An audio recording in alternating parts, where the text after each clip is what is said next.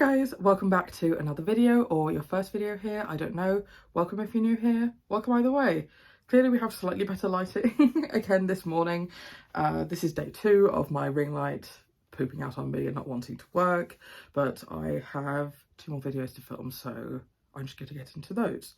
So this video is going to be my 2022 reading in review video. It's essentially a reading survey tag that's really comparable to the mid-year book freakout tag that had a bunch of questions about the year's reading in general. And there's, I think, 20 questions? Yeah, there's 20 questions, so let's get into that.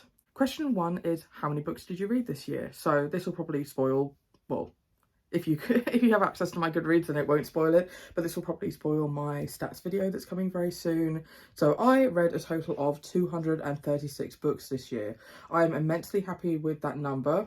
I'm just going to say it never matters how many books you read in a year. If you read 2 books in a year, that is absolutely brilliant. Go you. I'm never showing these numbers in order to compare myself to anyone else. I set my goal at 100 and I just had a very good reading year. And I'm really, really happy with how this number turned out. Next question, Sorry, I just got a message from my friend. Next question is, how many pages did you read? And the number again is going to be right here, and that is 49,188. So I read basically more than I ever have this year. So I think that my average page count came to about 200 pages per book, but still, I'm super, super happy with that number. Number 3 is my most read genre. Now, if I move out of here, so I did tabulate that and it came out as fantasy, followed very closely behind by contemporary. But I also think contemporary might be a bit high because a lot of books I didn't really know where else to place just ended up in contemporary, so that might be split more into some smaller genres. But I predict fantasy every year. It's difficult to say like what my favourite genre is, but it's definitely the one I pick up the most of, so this checked out as well. Question number 4 is my favourite new release, and I have 2 answers for this because of course I do. The first one being Legends and Lattes, and this was just such a delightful read. Everyone's been raving about it this year. It's a cosy fantasy novel about an orc who decides that she's going to hang up her sword for good and open a coffee shop. And it's just about the coffee shop business and how she builds this business from the ground up and the people and other creatures that she meets, and it's just a delightful read. The other one I do now have a copy of, so let me just go get that.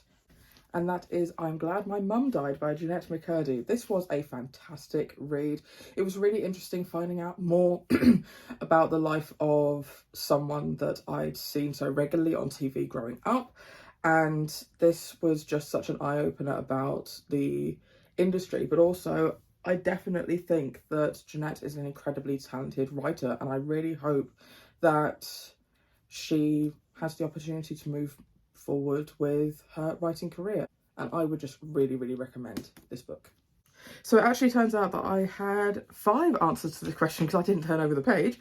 So my next answer was Galatea. So this one was a new release by Madeline Miller, who is very famous for writing The Song of Achilles and Circe.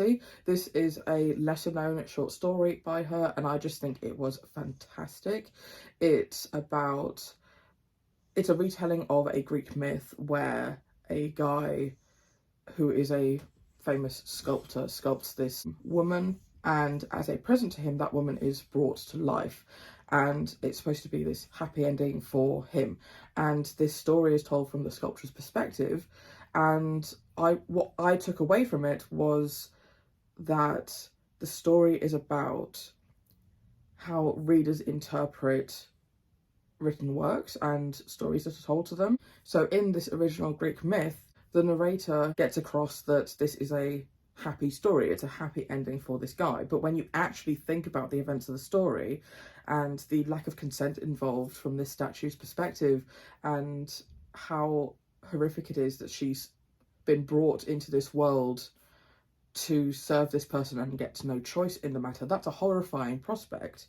And I found it really interesting how once you actually thought about it and flipped it on its head, the takeaway was completely different. And I can see how you could take that onto other novels and actually looking properly and examining the text about what you think of the events of the story rather than what the narrator or the author wants you to take away from it. I thought that was a really interesting take.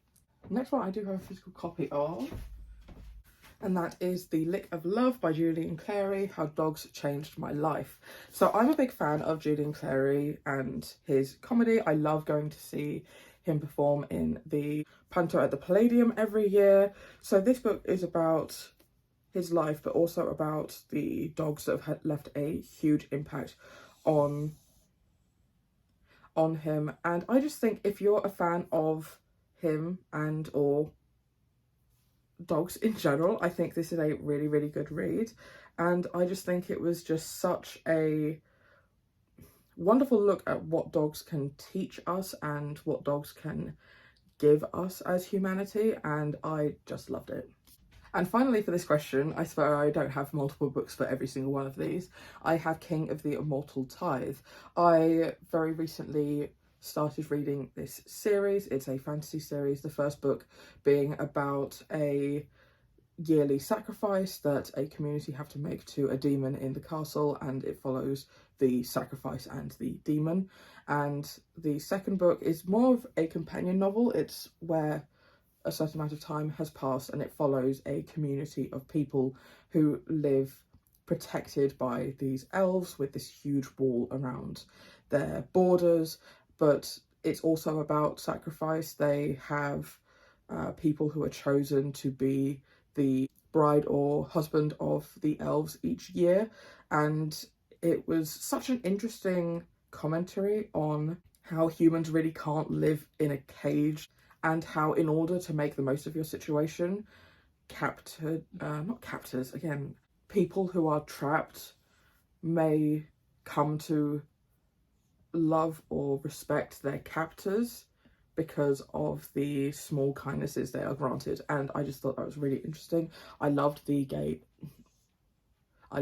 grey morality of the main characters, and all of the books in this series are queer. I can't wait to continue when this author comes out with a new one. Book number 5. Question number 5 is favourite older title, and here I have A Little Life by Hanya Yanagihara. If you've watched my best books of the year video, you found that this was my favourite book of the entire year. It is so excellent. It's about 4 men who meet in their college years, and it follows them throughout their lives as they change and weave around each other. And it's very much a character study, so not a lot, I mean, a lot happens in their lives, but not a lot that I would say a fast-paced, plot-driven novel. The writing is gorgeous as well. I remember just stopping at certain sentences about how wonderfully worded they were, or just beautifully descriptive, and some of the clever choices that they made. Sometimes we would change perspective, not to learn about that character, but to learn more about another through how one character perceives another. And it was just such a beautiful story. I sobbed so many times while reading this. I think it's really, really heartbreaking, and yeah, I think this deserves all the hype it gets. The next question number 6, is a book that lived up to the hype. And yet again, I have 2 answers for that, and these are starters of young adult fantasy series that are very, very well loved, but I think for good reason. This one is slightly older, and it is a Cinderella retelling. All of the books in the series are retellings of classic fairy tales, but set in a sci-fi near future kind of fantasy world. And I can definitely see why this series holds up and why it continues to be sold new in bookshops. There is the exploration of so many really interesting themes in here. The main one in here, because Cinder is half human, half cyborg, is that cyborgs are seen as lesser beings, and it's a really interesting allegory for how white people treat black people, etc., how people are seen as lesser and how people fear things that they don't know about. And I just think that was such a fantastic thing and about how people had to confront their own biases that they didn't know they had. And I would highly recommend this series. I managed to finish the entire thing this year, so I was really happy with that. The other one being The Cruel Prince. I really love the perspective that you got in here. I've read quite a number of fae stories where you have a human living in a fae world where their, not purpose, but what they're trying to do is to escape and to get back to the human world, and they hate the fae, blah, blah, blah. But in here, despite the cruelty of the fae and the huge gap between the humans and the creatures that they're living with, the main character wants to blend in and will do anything that she can in order to achieve that goal. So it's very grey morality. You may have noticed that I love that in books. I really loved how all the different relationships played out in here.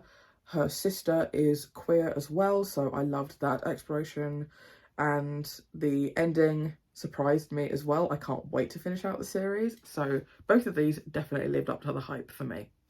Question 7 is a book that didn't live up to the hype. Now, I don't think I'm gonna answer this one. I don't think... You may have already guessed this from my worst books of the year video, and that despite having a huge number of reads this year, I had very few 1 and 2 stars. And I DNF'd a lot of books, so I was very happy to just stop reading a book if it really wasn't working for me. And a lot of the books I pick up, I just pick up for myself, and they're not really like overly hyped novels. So I think I'm just going to skip this question, which I'm really happy about.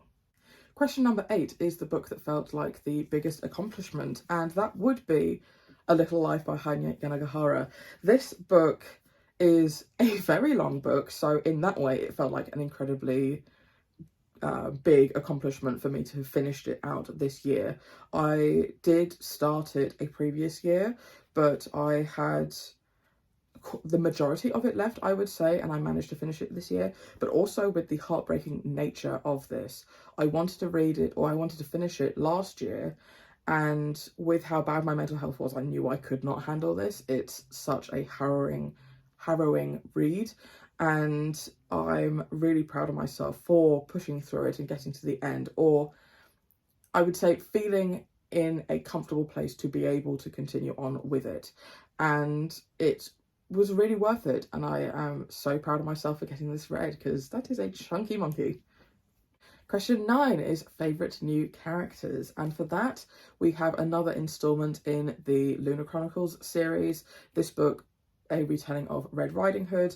I just found that Scar and Wolf were my favourite characters of the series. I loved how sassy and sarcastic Scar was, and I loved Wolf's arc throughout the series. I think he was a very deep character and had a lot of very conflicting emotions, and a lot of his very contrasting behaviours are very interesting to, like, it's very interesting to look into his backstory as the series continues, in terms of working out where a lot of those behaviours and thought processes come from. So this was really, really great, and just, I love these characters.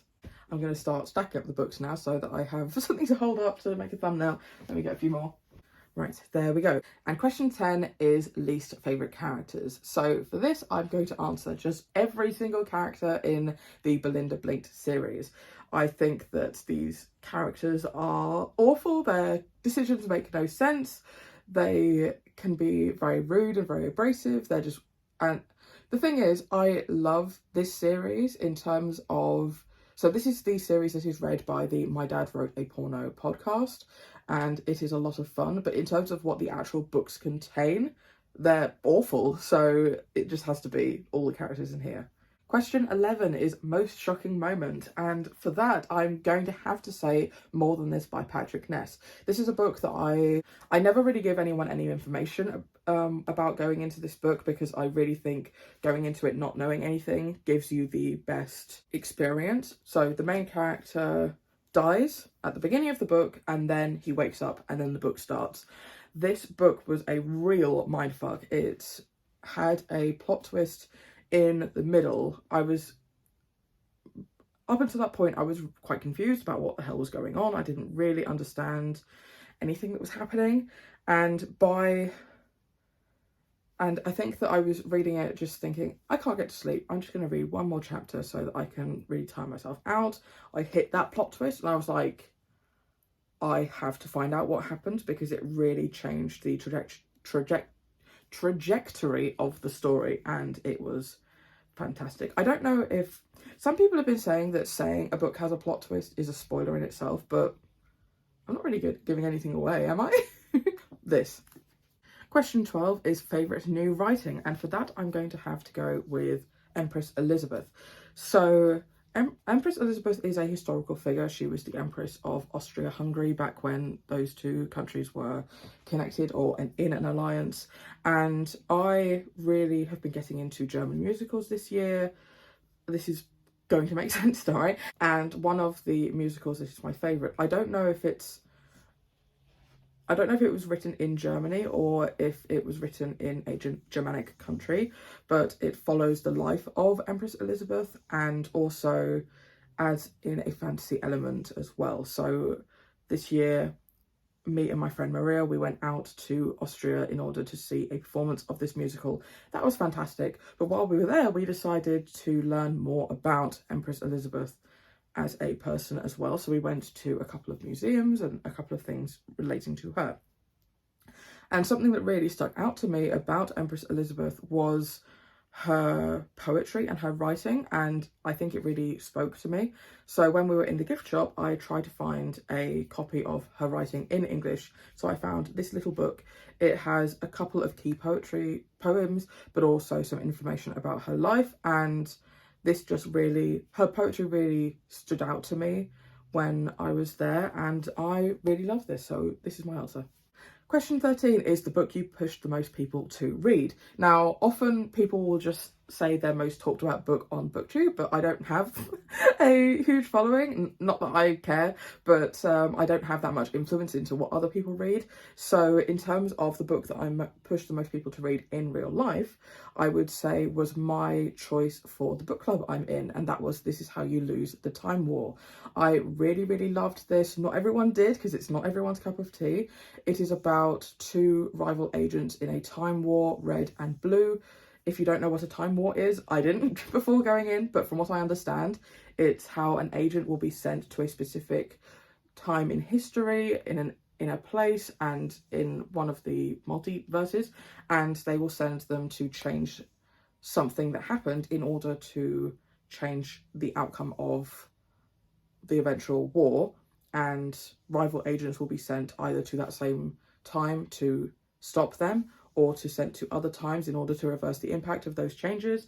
And the book follows two of the best agents who start begrudgingly really respecting the other's work and set up a correspondence, not with pen and paper, but it was a really interesting way in which they started writing to each other and started really respecting each other. And I just found in such a short book, it really did a lot. If you want a huge amount of exploration, do not read this, you won't get it. But I just found the writing so wonderful in here, and I definitely pushed a lot of people to read it, even if they didn't like it. Question 14 is favourite new author. Now, I only really feel comfortable answering this question with someone I've read multiple books from and loved multiple books from in a year. And a lot of the people who I did read multiple books from, it was because I was reading multiple books in a similar series, or in the same series. So I'm just going to have to pick one of those, because I don't think I had many authors where I read a bunch of books of theirs from different series. So I'm going to say Ni Vo, who is the author of the Singing Hills. It's not a quartet, because I'm pretty sure she's planning on writing more books in this. Anyway, the Singing Hills series. And this is a series of very short novellas following Chi, who is a cleric who collects stories and people's histories, and these just feel like classics instantly. They feel like classic fairy tales that should be told forever. I thought the messages were beautiful. The writing style is really lyrical, and you're following kind of animal, kind of humans, and they also don't shy away from darker topics. I just thought that the two books I read from her this year, The Empress of Salt and Fortune and When the Tiger Came Down the Mountain, were absolutely excellent, and I hope that she continues to write in this series forever because I love it. Question 15 is the book that you'll be recommending the most moving forward, and for me that is going to be The Seven Deaths of Evelyn Hardcastle. I think I would have talked more about this book throughout the year if I had read it earlier in the year, but I did read it fairly recently. But I also feel like this is something that is going to, ignore my dog, be very, I don't know, quite universally liked. I read very few mysteries, but I do love a really good one, and I feel like this is an excellent story. I think it's very, very clever. It follows a man who wakes up having no memory of where he is, what he's doing there, who he was before that morning, and he just has to live that life, trying to work out where his memories have gone, trying to work out who he is, trying to talk to all these people. And at the end of the night, Evelyn dies, and he then wakes up not only reliving the same day, but in the body of a different guest, and he has to work out what the hell is going on, and he has to work out who murdered Evelyn before he runs out of hosts and before the people who are after him get him. And I just thought this was such an interesting read. I love the Groundhog Day trope when it is done well, and in here it definitely is. This is also one of the only instances where actions that the main character takes change the outcome of the events in the next day, and I thought that just added such a level of complexity in here. I did have a couple of theories going in, and none of them turned out to be true, and I just think this is going to be one of my most universally recommended books moving forward. I loved it. Question 16 is favourite cover of the year. Now, I had a few that I wanted to say here, but I do think my favourite was Galatea. I think it's incredibly simplistic, and I will definitely be buying a copy of this, but I just love the impact it has. I think that it does so much with so little, and I love the book as well, so I love that it has a beautiful cover. Question 17 is a book that made you cry, and yet again I will be answering a little life for this. This book made me sob so much. There were a couple of books that made me cry a tiny bit, just a tiny bit, but this one, I was driving, listening to the audiobook, listening to the end of the book, and I was sobbing. I was sitting there and just sobbing.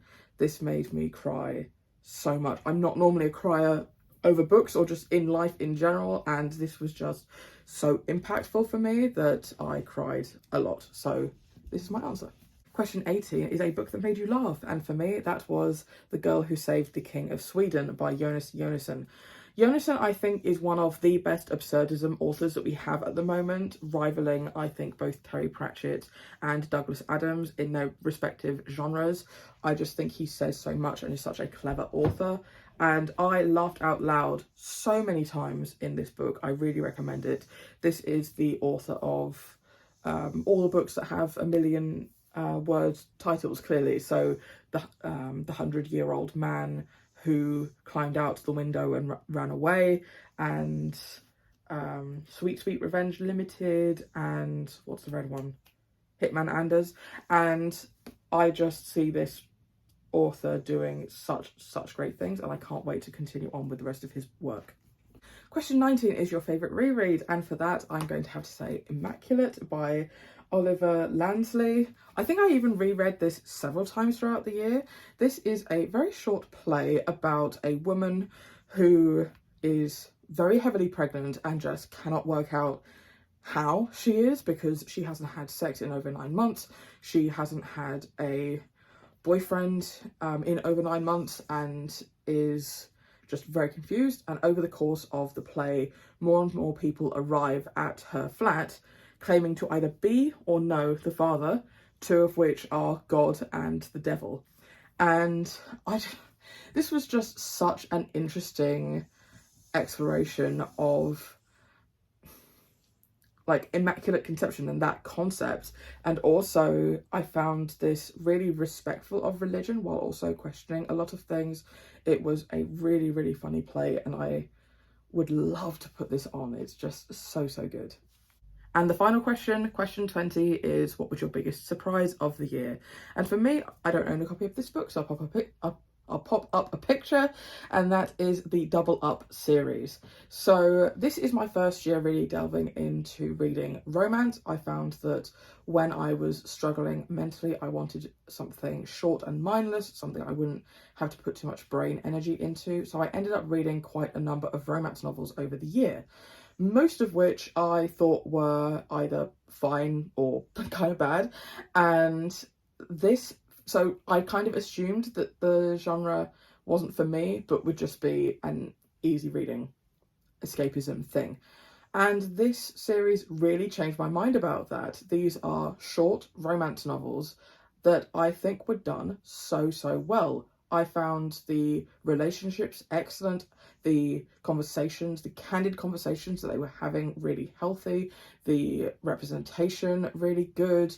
You had gay characters, bi characters, trans characters, and it was saying so many things outside of that, like trans women in women's sports. It had a conversation about that. It had a conversation about someone being injured in a sport that they love, and about recovery and facing the fact that you might never be able to do that again.